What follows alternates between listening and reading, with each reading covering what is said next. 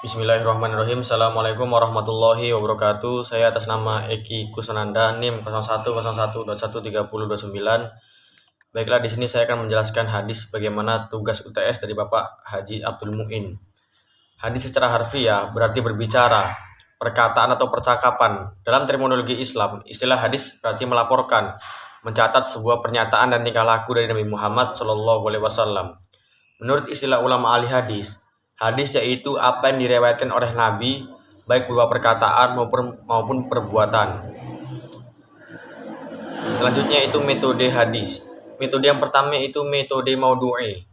Secara bahasa, kata maudhu'i berasal dari kata maudhu' yang merupakan isim ma'ful dari kata wada'a yang artinya masalah atau pokok permasalahan.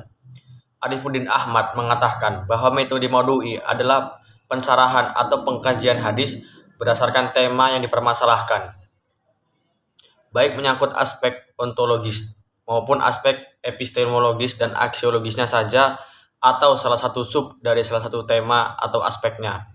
Metode maudhu'i sebagai salah satu metode tidak hanya berlaku dalam pemahaman Al-Quran, melainkan juga dapat diterapkan dalam pemahaman hadis.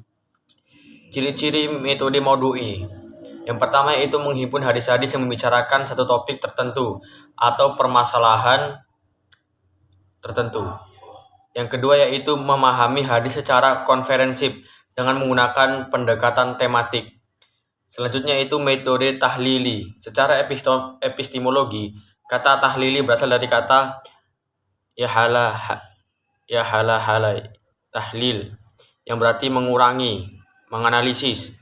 Adapun secara terminologi, metode pemahaman hadis secara tahlili adalah memahami hadis-hadis Rasul dengan memaparkan aspek-aspek yang terkandung dalam hadis tersebut, serta menjelaskan makna-makna yang tercakup di dalamnya sesuai dengan kecenderungan dan keahlian pensarah yang memahami hadis-hadis tersebut. Ciri-ciri metode tahlili. Yang pertama yaitu memaparkan dan menguraikan pemahaman-pemahaman yang pernah disampaikan oleh para sahabat, tabi'in dan para ahli syarah hadis lainnya dari berbagai ilmu. Yang kedua yaitu menjelaskan munasabah atau hubungan antara satu hadis dengan hadis lainnya. Yang ketiga yaitu kadangkala pensyarah diwarnai dengan kecenderungan pensyarah pada salah satu mazhab tertentu sehingga menimbulkan adanya berbagai dorak pensyarahan seperti corak faik dan corak lain yang dikenai dalam bidang pemikiran Islam. Selanjutnya itu metode ijmali atau global. Ijmali secara epistemologis berarti global, sehingga syarah ijmali diartikan sebagai syarah global.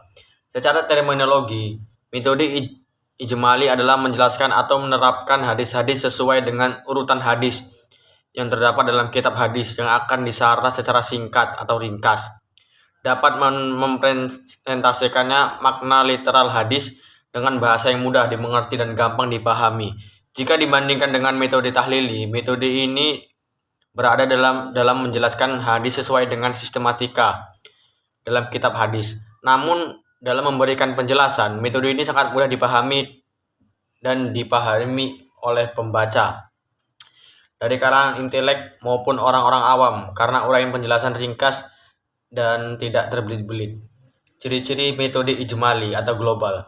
Pensyarah langsung melakukan penjelasan hadis dari awal sampai akhir secara global tanpa perbandingannya. Yang kedua yaitu penjelasan diberikan bersifat umum dan sangat ringkas.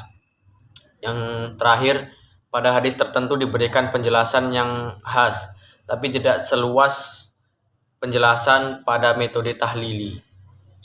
Dan selanjutnya yaitu metode mukarron atau komparatif. Kata mukarron merupakan masdar dari kata mukarronata yang berarti perbandingan atau komparatif. Jadi syarah mukarrom secara epistemologis berarti syarah perbandingan atau pensarah yang dilakukan dengan membandingkan dua hal. Adapun pengertian syarah mukarrin secara terminologi adalah metode memahami hadis dengan cara membandingkan hadis yang memiliki redaksi yang sama atau mirip dan dalam kasus yang sama, dan atau memiliki redaksi yang berbeda dalam kasus yang sama. Ciri-ciri metode mukarron atau komparatif. Yang pertama yaitu pensara menggunakan perbandingan analisis redaksional. Yang kedua, pensara menggunakan perbandingan penilaian perawi. Yang ketiga yaitu pensara membandingkan kandungan makna dari masing-masing hadis yang dibandingkan atau membandingkan sebagai hal yang dibicarakan oleh hadis tersebut. Baiklah, itu saja penjelasan dari saya. Kurang dan lebihnya mohon maaf. Akhirul kalam. Assalamualaikum warahmatullahi wabarakatuh.